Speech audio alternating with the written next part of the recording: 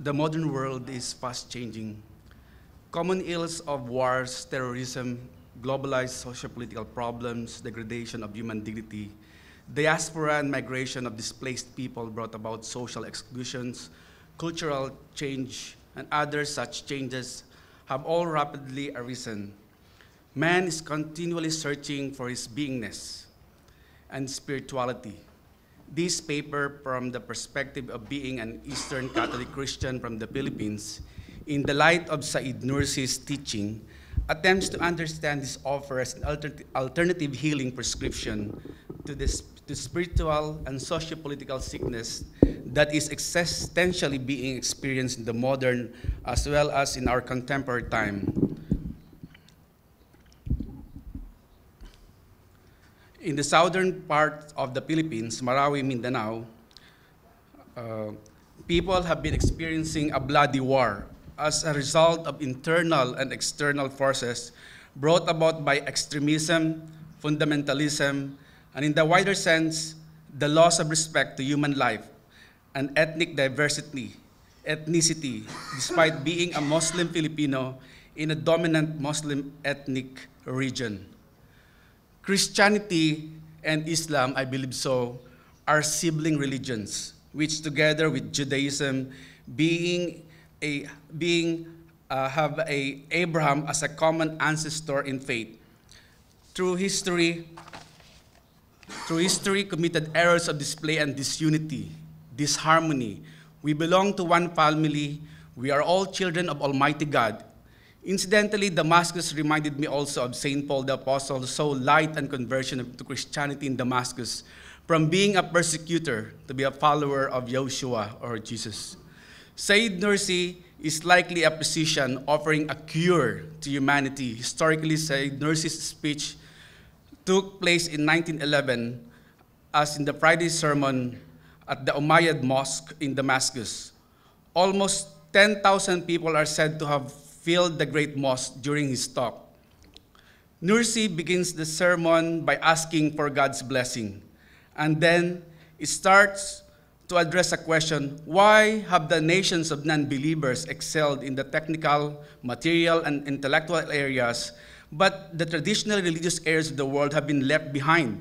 Why are the non-believers continuing to become stronger and more materially successful, while the believers are becoming weaker and poorer?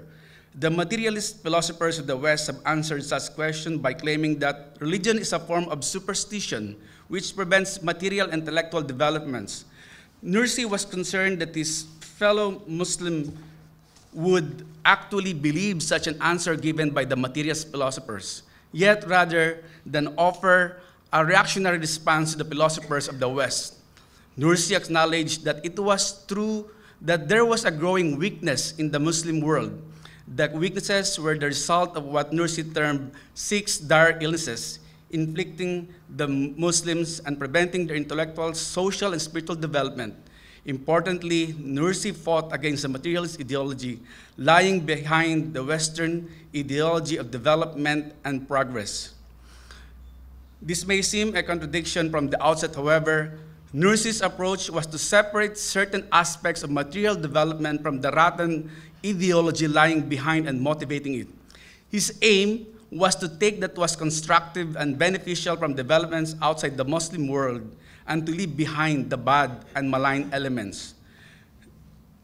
His dream was actually to establish a university that would teach the traditional religious sciences side by side with the natural sciences, chemistry, biology, and physics, subjects that Nursi had been forced to learn on his own at the time. Traditional schools taught only the religious sciences. Separate technical schools taught the natural sciences. In the light of conscience is religious sciences. The light of the mind is modern sciences, and the reconciliation of both manifests the truth. Nursi always sees the universe as a great book that makes God known to his people. He believes that modern sciences are potential tools to read the book of the universe. In his university project, he wanted to combine modern sciences and religious sciences to read the book of the universe without forgetting about its author, who is God. This is crucial difference as the combination of modern sciences and religious sciences turns the former into a non-reductionist, non-materialist way of both looking at the world and interacting with it. Nursi's university would also be multi-ethnic, reflecting the complex demographics of the Ottoman Empire.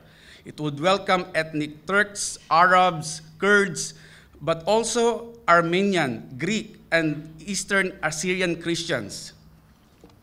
Nursi recognized that the Muslim world had not been able to deal adequately with the challenges that modern science brought to traditional ways of thinking. The problem was much larger than one of simply updating the educational policies of the Ottoman Empire. The problem was how to renew Muslim social life in the face of the challenges of modernity. For Nursi, it was not a question of going back to a golden age of Islamic culture. It was rather a question how to revive religious life and how to integrate it with the modern and our contemporary world. He says, there can be no return to our former state. We have to accept present conditions or we're finished. This does not mean that Nursi embraced modernity or the way of life. Rather, he was pragmatic and understood that the best way was to try to adapt to the current conditions of culture changes. Nursi's basic theme in the Damascus sermon is the problem facing the Muslim society, our form of sickness. Nursi looks at the West and sees faithless people blinded by materialism and aggressive secularism. And while the Western world has developed technological and economic power, a Muslim world has not responded to this growth in a positive manner. Rather, it has become both intellectually and materially weak and sickly. This sickness of Muslim society will not be changed. Nursi says, by new policies coming from the Sultan, changing the heart of individual Muslims will change the Muslim world and others. He uses the power of metaphor of 6 sicknesses that sees the contemporary Muslim culture and then reaches into his bag of medicines for 6 cures of these 6 illnesses.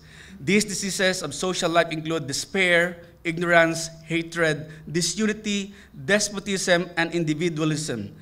The cures of these 6 maladies, according to Nursi, are all in the pharmacy of the Quran.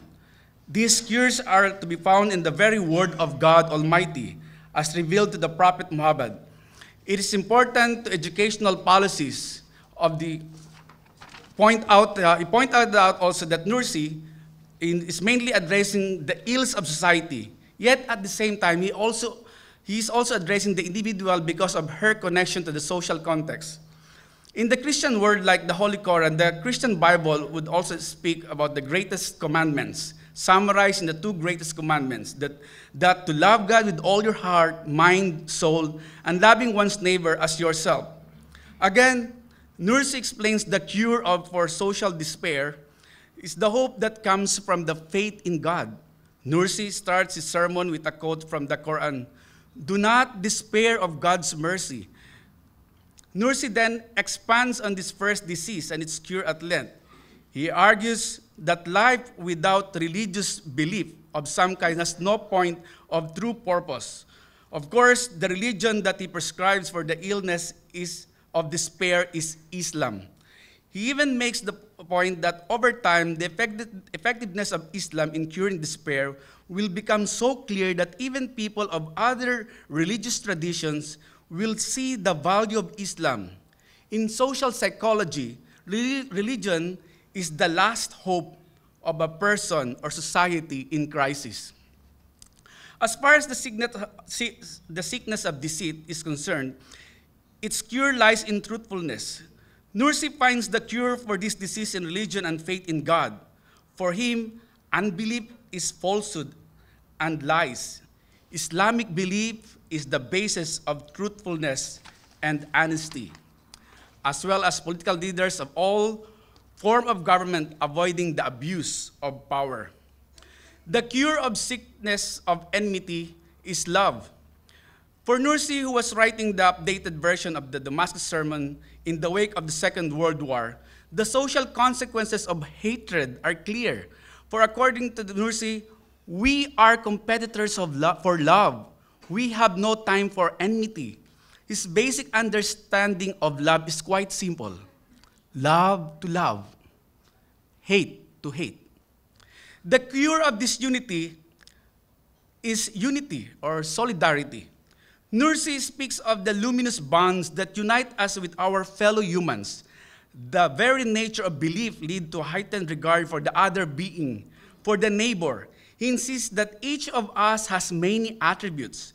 Many are good attributes, some are not so good. He appeals to Muslim leaders and preachers to work together in unity to rebuild the bonds of brotherhood among Muslims. The cure for the disease of despotism is dignity, which is God-given. Here, Nursi is addressing one of the chief causes of social conflict, which was made worse by modernity, the rise of nationalism and the demand of various groups for self-determination. Quranic solutions for developing consensus, what Nursi calls mutual consultation or true democracy, were required to solve social conflict in a peaceful way. Again, belief points at the way to adopt these new models of consensus and shared decision-making. I believe this is an option and complete virtue medicine that could be also a cure to our current problematic ongoing war in Marawi, the Philippines. The cure of individualism is mutual consultation, putting behind personal interest and to focus instead on the common good for the larger society, to work in concert with other people of faith to address the pressing social issues of the times. One should think what is for the common good and not his selfish attitude towards prosperity, by a willingness to move beyond one's self-interest and personal interest to consult with others in sincerity and solidarity. And I quote from Quran, 10 persons can perform the work of 1,000. To examine universal theological concepts of teachings in the Damascus sermon, hope perhaps is the central concept of the Damascus sermon. The first of the illnesses that Nursi identifies in Muslim social life is despair. Hence, to this regard, it is important to remember the context in which the Damascus sermon was delivered in 1911. It is intervening to compare Nursi's on hope with that of the Christian's theology of hope. The absolute concept that there is hope and salvation in God. Social despair is willfully turning from what God has in store for us. Hope gives us the sustenance to struggle to advance stepwise toward what God offers at the end of this journey, earthly journey. The idea of free will is one of the challenges to all religious traditions, be it Western or the original traditions, especially understanding the relationship between faith and faith in action in a given social reality. For Nursi, we are clearly subject to a higher moral law, yet our Creator also grants us the power of choice. We can choose to adhere to the law. We can choose to address injustices. Yes, God is ultimately in charge, and God will ultimately direct the course of history. But we are involved through the power of choice granted to us by God. Clearly speaking, He never chose the path of violence, never, nor did choose the path of Sufism, to which he had been exposed in his earthly education. He did not choose to lose himself in self-absorbed mysticism. Instead, he chose the way of positive action. Is the Risale in Nursi's method of guidance based on knowledge and learning, persuasion, and conveying the teachings of Islam and love and compassion. A third theological idea deeply embedded in Damascus sermon is the human nature. Nursi has a very high regard for the essential goodness of human nature. We must not just look to God to offer us salvation in the future life. In heaven, God has given us the power of choice to look at our miserable condition, our despair, our hate, our deceit, our disunity, our dishonesty, our self-centeredness, and to choose to act differently. God, our supreme being, has given us reason to hope, reason to love, and reason to be honest. Last 1 minute. Okay. There is a final concept in the Damascus sermon that is great value, and that is the spirituality between spirituality and social change. Interestingly, there are two levels of relationship. The bottom up. Social change occurs when people of good faith, whether member, particular faith or tradition, have change of heart, or the metanoia.